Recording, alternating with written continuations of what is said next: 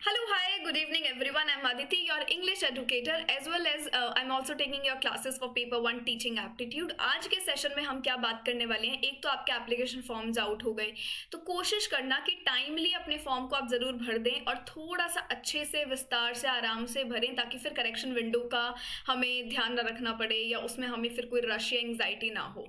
तो फॉर्म को तसल्ली से भर दो, बहुत सारे आपको आपके आसपास के सेंटर्स भी मिलेंगे, तो इट इज़ गुड कि अगर आप उसे पहले भर दें। और कुछ जो चीज़ों का ध्यान रखना है वो मैंने आपका step by step form filling procedure की वीडियो में ऑलरेडी आपको सब बता दिया है, तो आप वो भी देख सकते हैं। और इसी के साथ आज का सेशन रहेगा कि फॉर्म्स आउट हो गए हैं तो इसके बाद अब क्या, क्योंकि बहुत सारे ऐसे स्टूडेंट्स रहते हैं जो अभी मास्टर्स में हैं and they have been looking forward और दे आर कंफ्यूज्ड कि हम पेपर दें कि हम पेपर नहीं दें। और तो पेपर देने में भी आपका कोई यहाँ पे नुकसान नहीं होगा, कहीं ना कहीं फ़ायदा ही है। तो आप कौन कौन स्टूडेंट्स पेपर दे सकते हैं, क्या फर्स्ट ईयर वाले दे सकते हैं या सेकेंड ईयर वाले दे सकते हैं, सो अगेन हम उस पर भी चर्चा करेंगे। So please please come forward with me. ये अपना बैच डिटेल्स रहता है if you are looking forward for this attempt और may be for the next attempt, क्योंकि प्री एनरोलमेंट्स भी शुरू हो गए हैं आपके नेक्स्ट जून वाले अटेम्प्ट के लिए, तो आप बिल्कुल देख सकते हो, डिटेल्स आपको यहाँ दी गई हैं। बट यहाँ पे मुझे ये बात करनी है कि पेपर 2 पे हम बहुत फोकस्ड रहते हैं, बट ये जो कुछ हमारे दिन हैं यहाँ पे आपको पेपर 1 पे भी बहुत ध्यान देना है। पेपर 1 के चाहे फिर वो प्रीवियस ईयर क्वेश्चंस हो या फिर पूरा का पूरा जिनके ऊपर क्वेश्चंस हैं उनके टॉपिक्स के ऊपर आपका क्लैरिटी हो, दोनों चीज़ें आपको कहाँ मिलेंगी, कम टाइम में ज़्यादा चीज़ें आप कर पाएँ, हर यूनिट को आप कवर कर पाएँ और अलॉन्ग विद दैट आप ट्रिक्स के साथ उनको कवर करें। तो इसीलिए आपके पास आया है crash course which is just for paper 1 right now. और 30 डेज़ का ये आपका क्रैश कोर्स रहेगा जहाँ पे I am also taking teaching aptitude, Aditi ma'am, Ayushi ma'am and Juhi ma'am है। सो बिल्कुल आप इसके बारे में सोच सकते हैं, बट अगर मेन एम्फेसिस तो हमारा ये रहना चाहिए कि पेपर 1 ज़रूरी कितना है, क्योंकि अगर आप पेपर 2 इंग्लिश से हैं so I think you would better know how important it is to have your hold on to paper 1 and again my tagline paper 1 को अपना companion बना लीजिए because at the end it is your savior, right?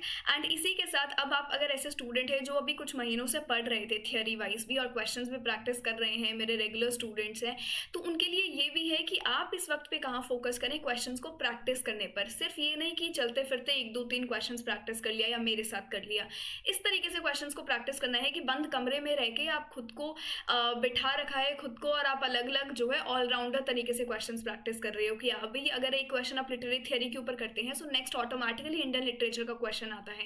ये सब चीज़ें आपको test series में मिलती हैं in regard with the recent paper pattern, तो आप इसके ऊपर सोच सकते हैं। और टेस्ट सीरीज आपको पेपर 1 पेपर 2 दोनों के लिए मिलेगा, तो ये भी आपके पास ऑप्शन है। आपके पास प्रीवियस ईयर क्वेश्चन का भी ऑप्शन है, पेपर 1 के प्रीवियस ईयर क्वेश्चन का भी ऑप्शन है। 2019 से 24 जो हमारे रीसेंट पेपर्स हैं उनके ऊपर आपको डिटेल्ड एक्सप्लेनेशन मिलता है। तो ऐसा नहीं आपको एक एक वीडियो बार बार देखना पड़ेगा, समझना पड़ेगा, नोट्स बनाने पड़ेंगे, आपको ये पूरा का पूरा बुक ही मिलता है। चेकआउट करने के लिए आप साइट या ऐप को यूज कर सकते हो।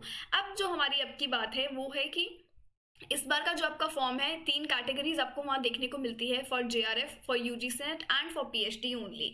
तो यहाँ पर जो स्टूडेंट्स आपके क्वालिफाई हो जाते हैं या जो स्टूडेंट्स इस स्कोर तक पहुँच जाते हैं so of course they have been qualified for PhD only, और यहाँ पे वो अपने एलिजिबल हैं अब यूनिवर्सिटीज़ में अपना पीएचडी के लिए एनरोल करने के लिए। So again you are eligible and you reach to the stage of interview.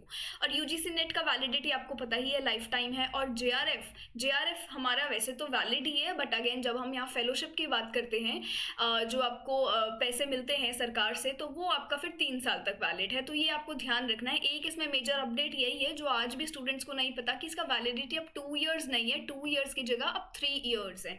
ये आपको यहाँ पे ध्यान रखना है।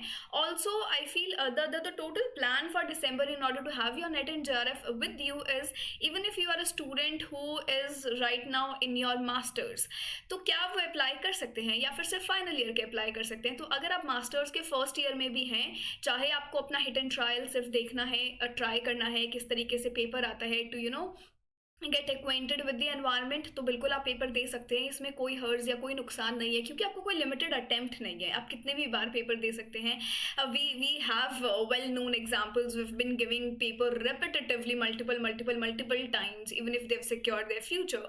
सो अगेन पेपर आप दे सकते हैं। आप तो खैर स्टूडेंट है तो आपका तो हक भी बनता है। एंड मास्टर्स के students are eligible to apply, चाहे आप फर्स्ट में हैं या आप फाइनल ईयर में। बस इतना सा कंडीशन होता है कि जब आपका रिजल्ट आ जाए so with in that duration आपके 2 साल तक जो है आपका सब डिग्री विग्री सब कंप्लीट हो, तो ये हमारा एक कंडीशन रहता है। तो ये आपको बस ध्यान में रखना है।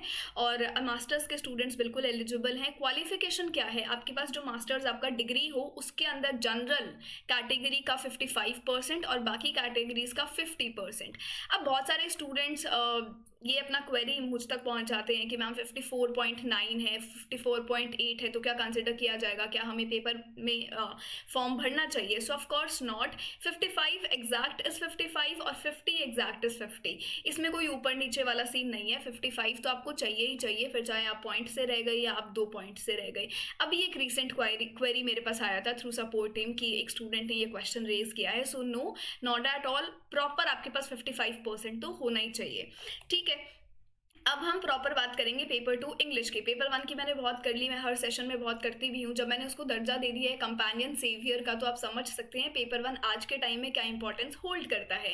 पेपर 2 इंग्लिश की जब मैं बात करूँ तो आपको अभी भी पता है कि 60 to 70% जो हमारा आज पेपर है वो अभी भी ब्रिटिश लिटरेचर, कोर ब्रिटिश से आता है। जैसे हम अगर नेट के सिलेबस में लेके देखें तो यूनिट 1, 2, 3, 4 में इसे डिवाइड किया गया है। फिर मेरा यूनिट 7, 8, 9 आता है lit crit, literary theory and cultural studies, जहाँ पे अगेन आप देखते हैं बहुत डायरेक्ट क्वेश्चंस आते हैं और थोड़ा बहुत चीज़ों का मतलब पूछ लिया बस।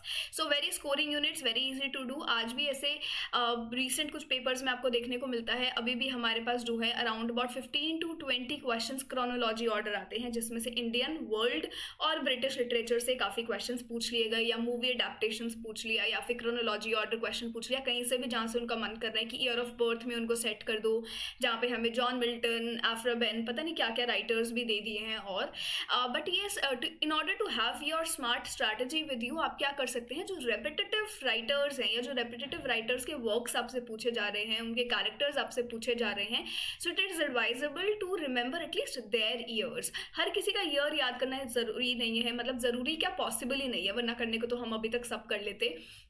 पर क्या एक स्मार्ट स्ट्रैटेजियाँ रख सकते हैं, रिविजन या अपनी तैयारी हमेशा क्रोनोलॉजिकल ऑर्डर में आप कीजिए। मुझे चाहे कितना भी टाइम लगे, but right from start I followed this pattern of covering all the syllabus through chronological order, ताकि स्टूडेंट को जब ईयर ऑफ बर्थ से भी क्वेश्चन पूछ लें तो दिक्कत ना हो, और वर्क्स में से भी पूछ लें तो भी बैक इन द माइंड याद रहे कि पहले मैंने इन्हें कवर किया था, फिर मैंने इन्हें कवर किया है। तो आप भी अपनी तैयारी को ऐसे कर सकते हो। बट अभी जो आपके पास कुछ दिन बचे हैं, या अपने जो 30-40 दिन हैं, इसके अंदर आपको अपना मेजर एम्फेसिस रखना है प्रीवियस ईयर क्वेश्चंस पर। And also top of that मैंने यूट्यूब पर अपना नया सीरीज शुरू कर दिया है प्रीवियस ईयर क्वेश्चंस का, जहाँ पे टॉप मोस्ट आपको बहुत सारे इंपॉर्टेंट क्वेश्चंस देखने को मिलेंगे। Also will also bring mini marathons, और आप अगर यूट्यूब स्टूडेंट मेरे शुरू से रहे हैं, so you know how much all of us are obsessed with marathons, and कितना हेल्प भी किया है। ऐसा नहीं कि फालतू का ऑब्सेशन है, इसलिए है क्योंकि बहुत हेल्प किया है, लॉन्ग मैराथॉन्स, शॉर्ट मैराथॉन्स। तो इस बार भी आपको देखने को मिलेंगे बिल्कुल बहुत बढ़िया तरीके से। और आपको यहाँ पे क्या करना है, सिर्फ इन चीज़ों पर रिलाई नहीं करना है। Of course they will be helpful, but कोशिश करो खुद से भी आप कुछ क्वेश्चंस सॉल्व कर रहे हैं। So make yourself interested in practice questions, sample papers, because again bottom up approach upon last के दिनों में फॉलो करते हैं तो बहुत हमें फ़ायदा देखने को मिलता है। और आप अपने शेड्यूल में अब जो एटलीस्ट 40 दिन है उसमें तो आप ऐड कर ही सकते हैं, जो मैं आपको राइट फ्रॉम डे 1 से बोलती हूँ कि आप लिटरेरी टर्म्स को कवर करना शुरू कर दो, और आप यहाँ पे अवार्ड विनर्स के लिस्ट के थ्रू राइटर्स को कवर करना शुरू कर दो। If not in detail, at least their name और देयर मेजर वर्क्स, इतना तो आप कर ही सकते हैं। B it your Sahitya Akademi, Booker prize, your Pulitzer prize, novel, जितने भी हमारे पास हैं, ठीक है।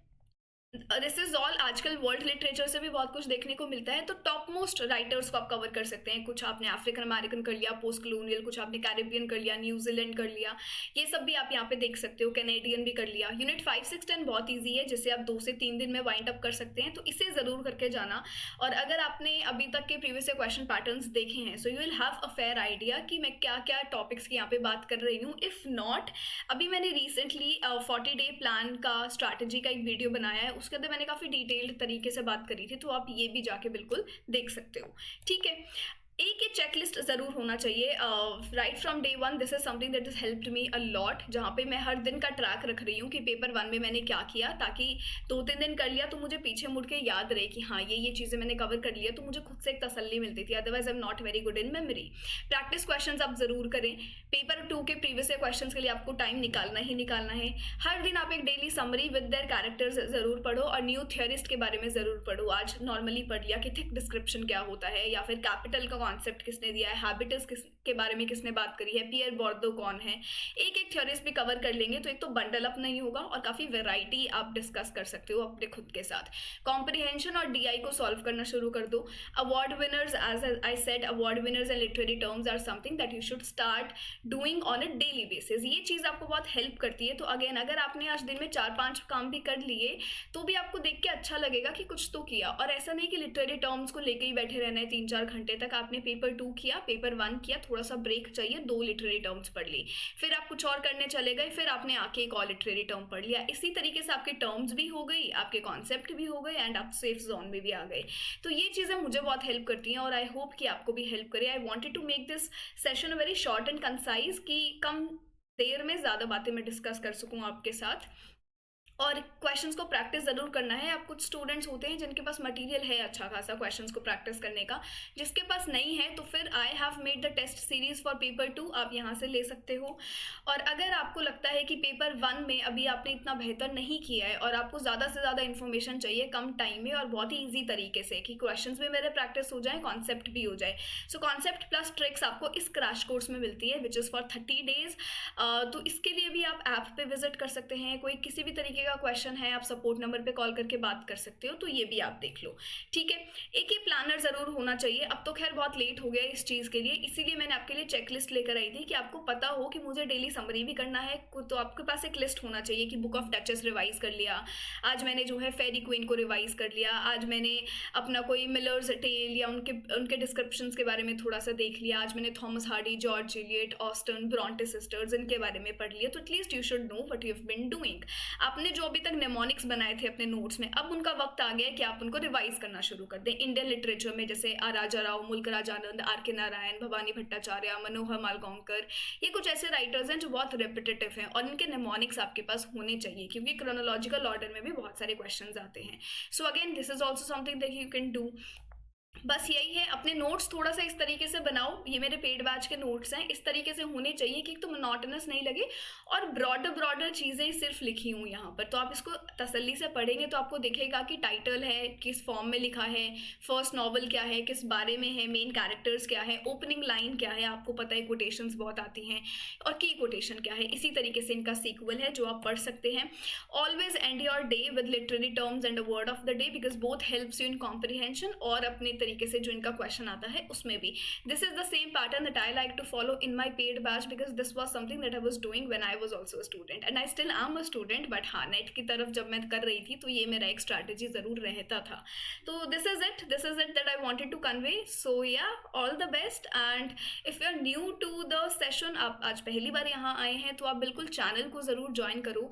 अगर आज मैं कोई भी रिसेंट राइटर से अपडेट होती हूँ या कोई डिसेबिलिटी नैरेटिव से, क्योंकि आपको पता है ये सब चीज़ें बहुत ट्रेंडिंग में है, so I like to share that on the group too, apart from call for paper updates and other PhD form updates। तो आप बिल्कुल ये ज्वाइन करके रख सकते हैं। एंड फॉर मोर वीडियोज़ अगर आपको चाहिए कि टाइम पे आपको चीज़ों के बारे में पता लगे, बिकॉज अब मैं प्रीवियस क्वेश्चन सीरीज शुरू करने वाली हूँ, तो बिल्कुल आप नोटिफिकेशन ऑन करके रखें, सब्सक्राइब करके रखो चैनल को, और फिर मिलते हैं दोबारा। चलिए, all the best and will see you again, bye.